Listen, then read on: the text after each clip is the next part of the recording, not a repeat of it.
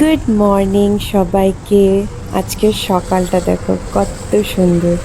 আজকের সকালের একটা বিশেষ ব্যাপার আছে। আজকে হচ্ছে শ্রাবণের শেষ সোমবার, আর আমি আজকে তৈরি হয়ে নিচ্ছি মন্দিরে যাওয়ার জন্য, মহাদেবের মন্দিরে। বাড়িতে পুজো হয়ে গেছে, অনুশ্রীদির সাথে যাব ভেবেছি, কিন্তু দি এখনও এসে পৌঁছয়নি। ওনার আসার আগেই আমি রেডি একদম। তো ভাবলাম যতক্ষণ দিয়ে আসছে আমি নিজের লুকটা একটু তোমাদের দেখিয়ে দিই। বলো তো কেমন হয়েছে?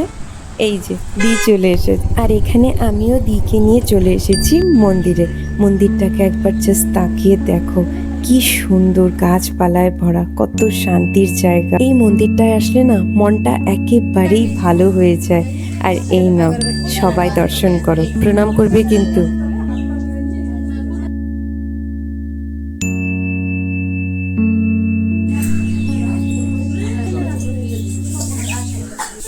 এরপর শুরু হলো পুজো দেওয়া।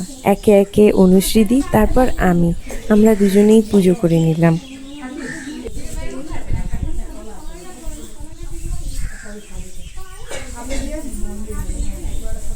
মহাদেবকে পুজো দিয়ে আমার যা উইশ ছিল সব নন্দী বাবার কানে কানে বলে দিয়েছি। এবার তো আমার উইশগুলো পূরণ হবেই। দি, তোমার উপাস করে কেমন লাগতেছে?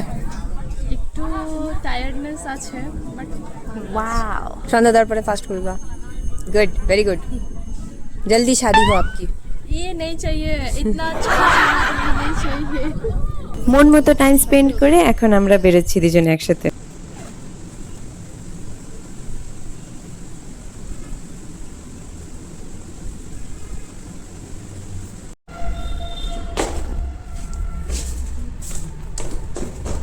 মন্দির থেকে বাড়ি এসে খুব খিদে পেয়ে গিয়েছিল, তো আমি চটপট খেয়ে দিয়ে রেডি হয়ে বেরিয়ে যাচ্ছি টিউশনের জন্য। এটা হচ্ছে আমার আজকের আউটফিট।